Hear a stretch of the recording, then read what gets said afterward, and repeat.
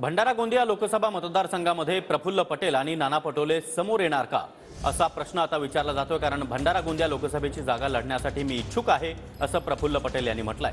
अजित पवार गटाकडून प्रफुल्ल पटेल भंडारा गोंदिया लोकसभेसाठी इच्छुक असल्याचं त्यामुळे समोर आलंय। तर पक्षाचा आदेश आल्यास भंडारा गोंदिया लोकसभा लढवणार। काँग्रेसचे प्रदेशाध्यक्ष नाना पटोले यांनी देखील लोकसभा लढवण्याची इच्छा बोलून दाखवली आहे। लोकांची इच्छा आहे हे खरं आहे आणि हे अनेक लोकांनी मलाही वारंवार सांगितलेलं आहे।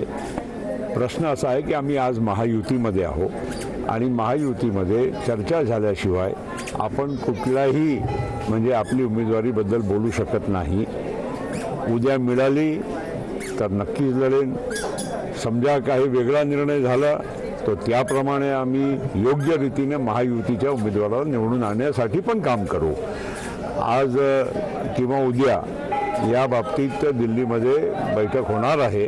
मी आज दिल्लीलाच चाललो आणि तिथे 1-2 दिवसामध्ये जे काही फायनल होईल त्याप्रमाणे पुढची कारवाई करू। बरोबर आहे, पण आता पक्षांचा आदेश जो असतो त्या आदेशाचं पालन करायचं असतं।